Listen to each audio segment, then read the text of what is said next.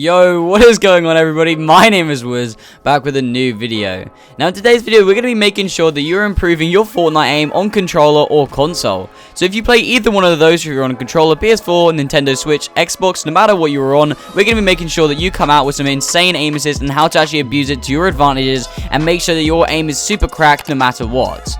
So we're going to be covering over long range, short range, mid range, pretty much everything, guys. We're going to be having you covered during this video with all the best tips and tricks put together with some actually pro players used themselves and have given us, and we're going to be reviewing some clips that they have actually used, and then we'll be going over in detail how they actually abused it, and then we'll be figuring out how we can do it for ourselves.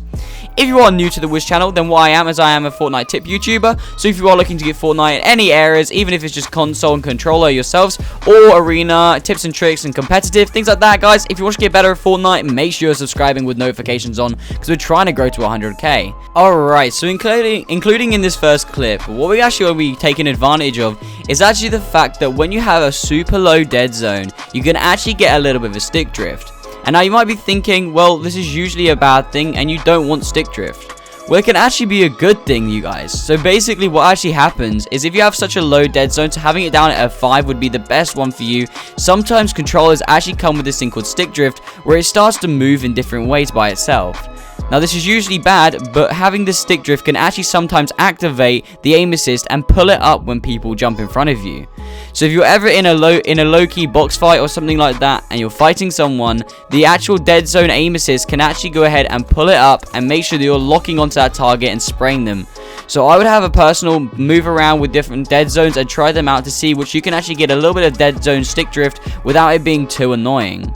Because you don't want to be annoying, but you want it just a little bit so that then it will actually activate the aim assist when people move in front of you, because then it'll be constantly moving, so the aim assist will then be able to track onto people way easier, guys. So I'll definitely have a go at this because it is definitely worth it, as in if you're ever a legacy player or an exponential player where you don't have those linear, advantages up close, then this can definitely help you out. But if you're on linear, then this is going to be a super advantage for you guys, so I would definitely try this out no matter what settings you're actually on. Talking about settings, I also personally wouldn't suggest actually changing your settings too much. Try to stick to the main settings that you actually like, and then go ahead and practice on them with edit courses, aim courses, and things like that. Because trust me, no settings guide on YouTube is just going to turn you into an absolute beast overnight. One of the best things with settings to do to practice your aim is to stick to the same one. No matter if you feel like it's slow one day and you're dying to it, it doesn't matter. Coming in with the next clip here, as you can see, some of the things you want to be doing in box fights is rather than using your right stick to actually move and aim with, you actually want to use your left stick, because actually one of the best ways to actually aim close up, because sometimes you can over flick people when using your right stick, and as you can see by that clip demonstrated, if you use your left stick to actually move around the player, you'll have way more precise movements. So a really good tip if you're up close with anyone ever is actually use your left stick as your aim. As you can see in this clip here I just had there, where I killed the person, I was actually using my left stick to actually line up the shot and get that easy headshot on him.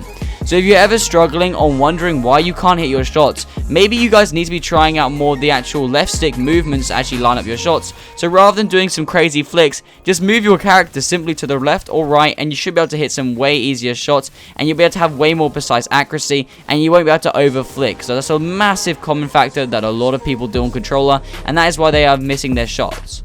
So us controller players need to be taking advantage of our controller movement that the keyboard players love so much, and that is that we can move around with a 360 controller. So you guys need to be moving around in a 360 motion. You have the absolute free will to go ahead and go left, right, diagonal, wherever you want to go, guys. Use that to your advantage and use that to line up your shots rather than using your right stick, because the right stick can actually sometimes be detrimental. In this next clip here, we're looking at NRG Unknown. Now, what is a really great tip if you're fighting at long range and you're trying to improve your aim? The best way to do this is not actually to spray, because if you spray, your bloom will never hit the actual opponent. But if you do what NRG Unknown was doing there by tap shooting, where he shoots one bullet and then comes out and then aims in again and then shoots again, by doing that, basically he's resetting his bloom each time and making sure he lands the shot. And now even if you think spraying and getting more bullets off in a time period would be better, it's actually not, because the chance of you hitting the people in that time span is actually very low, because bloom is very hard at the moment to actually aim with, especially considering the controller players recently did get the actual keyboard and mouse recoil. So to actually counter this, guys, is to go ahead and tap fire if you are looking at long range engagements on a controller. The best way is to aim in, shoot one bullet, aim out, out and then reset that first shot accuracy, and then you should be able to get the next shot down. And even if you only get to hit off 60 of their shield or health, that is still super detrimental to them. And then when you go in to push them, you go ahead and easily kill them when you're pushing a controller. And I'm sure we'll be getting into an amazing tip in a minute on how you can actually do better if you're up close and how to win even more fights up close, so just stick around for that, guys. But yeah, what I was saying, basically, if you're ever far away from someone, then make sure that you are actually tap firing, because tap firing is going to be the best way to go, and you can line it up with very precise accuracy. I recommend one of the slowest aim settings for this, as then you can go ahead and line it up very well, and always make sure to go ahead and aim for the head, guys, because a lot of people on controller always forget to aim for the head. As we can see here, this next clip of Lecce is actually really well displayed.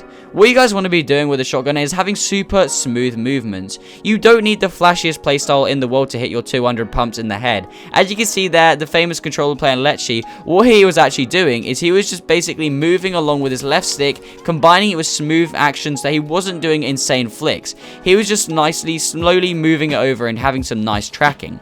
To do this, you just need to practice your tracking, which is very simple. You can go into creative maps and do that, or just mainly think about it when you're actually playing, rather than going for flick shots on kids, because I don't know why, there's a lot of people that actually like to do this, is when they actually see a kid, they'll flick to their head rather than actually tracking the whole time when they're looking at them.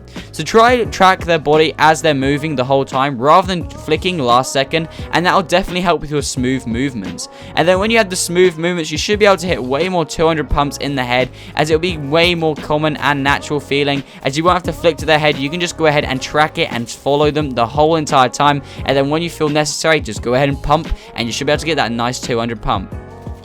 So yeah, what I was going to say basically about the smooth movements, as it is super necessary on controller, is because we don't want to be doing erotic movements where we're just flicking every now and then, because the thing is, that is for keyboard and mouse players, and us controller players are different. We need to play different to use our strengths to our advantages. So by doing that is to play with a smooth sensitivity, so don't have too high of a sensitivity. You'd be surprised, not many pros nowadays actually use insane sensitivities. This next clip here is actually some of the GOAT pros like Ghost Aiden. It actually, which is a really good technique for controller up close, is to barrel stuff your enemies. So basically what this means is basically just jumping into your enemy's box and literally just pushing them and getting as close as you can to them, literally sticking to them like glue, like you're almost holding hands. And when you are that close, your aim assist will take over so much, and you'll be able to hit headshot after headshot, and it will be so insane. So the best way to do this is just once you get in their box, is just run right up to them, get underneath them, and you will feel the aim assist pulling towards them. So when you're in a box, never try and fight them with a cone, just literally jump straight at them and run right into their body. I know it might sound dumb, but trust me, you want to give it a go, because if you run straight into their body, you think about it, the closer you're going to get, the stronger the aim assist is going to be. So when you're super up close, the aim assist is going to pull you up, and you're going to get some nice headshots on them, just like one of the first clips we actually showed in this video.